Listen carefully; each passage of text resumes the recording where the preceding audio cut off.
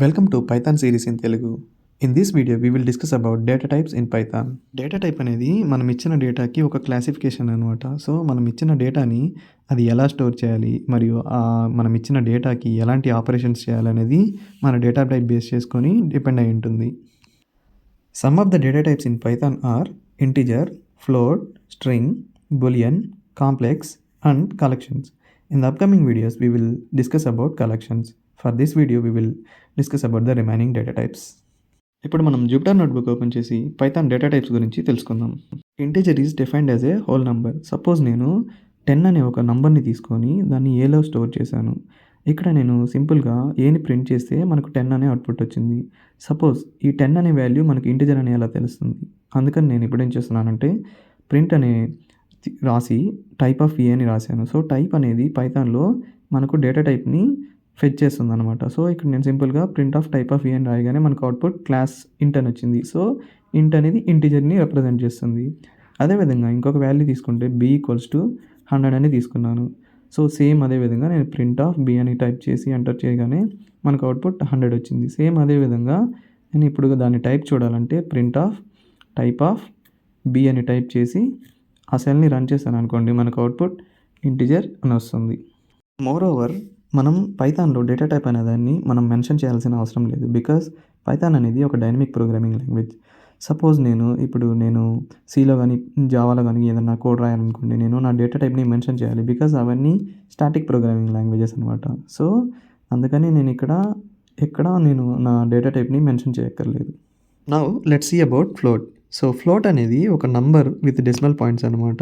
Suppose నేను ఇక్కడ ఒక వేరియబుల్ తీసుకుంటున్నాను సి అనేది, దాంట్లో వాల్యూ నేను 10.24 ఇచ్చాను. సో ఇప్పుడు నేను దాన్ని ప్రింట్ చేశాను అనుకోండి, నాకు వాల్యూ 10.24 వచ్చింది అనమాట. ఈ 10.24 అనేది ఒక ఫ్లోట్ వాల్యూ. సపోజ్ నేను ఇప్పుడు దాన్ని టైప్ చెక్ చేయాలనుకోండి, నేను print of type of C అని చెక్ చేస్తాను. సో ఇక్కడ నేను రన్ చేయగానే నాకు అవుట్పుట్ ఫ్లోట్ అని వచ్చింది. అదేవిధంగా నేను ఇంకొక వేరియబుల్ తీసుకుంటున్నాను. ఆ వేరియబుల్ నేమ్ వచ్చి డి అనమాట. సో ఇక్కడ నేను ఆ డీకి 19.234 అనే వాల్యూని అసైన్ చేశాను. సపోజ్ నేను ఆ వాల్యూని ప్రింట్ చేయాలనుకోండి, సింపుల్గా ప్రింట్ ఆఫ్ డి అని ఇచ్చాను. సో నాకు అవుట్పుట్ 19.234 అని వచ్చింది. అదేవిధంగా నేను ఆ వాల్యూ యొక్క టైప్ చెక్ చేయాలనుకోండి, సింపుల్గా print of type of D అని టైప్ చేసి రన్ చేయగానే నాకు అవుట్పుట్ ఫ్లోట్ అని వచ్చింది. Now let's talk about strings.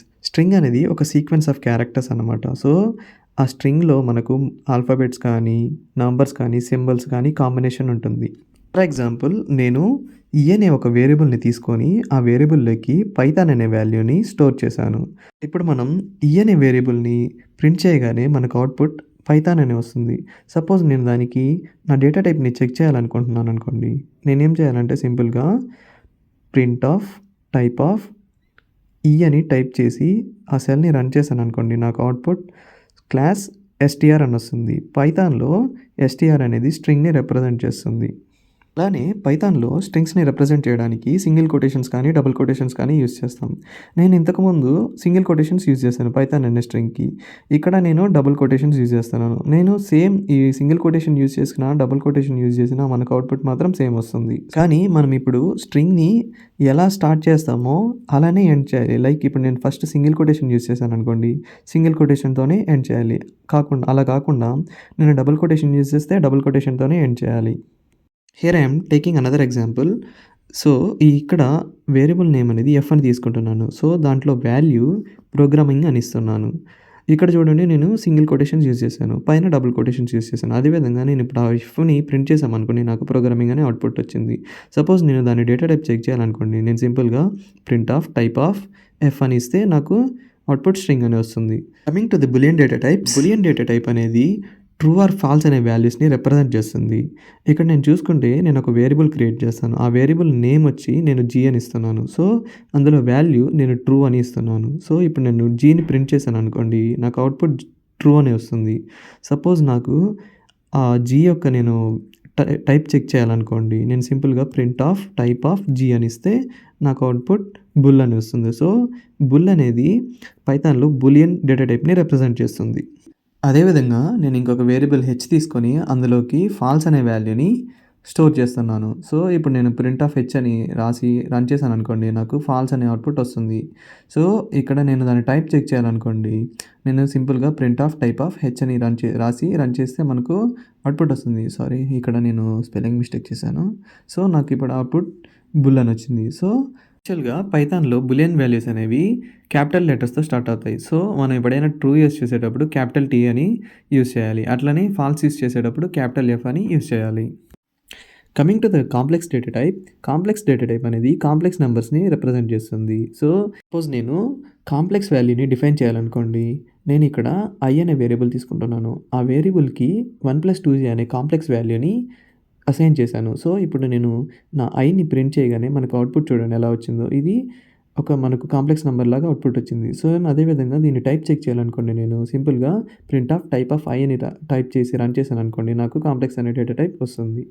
Same అదే విధంగా నేను జే అనే ఒక అదర్ వేరియబుల్ తీసుకొని అక్కడ 8+10 అనే వాల్యూని అసైన్ చేశాను. సో, ఇప్పుడు నేను జేని ప్రింట్ చేస్తే మనకు అవుట్‌పుట్ 8+10 అనే కాంప్లెక్స్ నంబర్ వచ్చింది. అదే విధంగా దీన్ని టైప్ చెక్ చేయాలనుకోండి నేను సింపుల్‌గా ప్రింట్ ఆఫ్ టైప్ ఆఫ్ జే అని టైప్ చేసి మనం ఆ సెల్‌ని ఎగ్జిక్యూట్ చేస్తే మనకు అవుట్‌పుట్ కాంప్లెక్స్ అని వస్తుంది.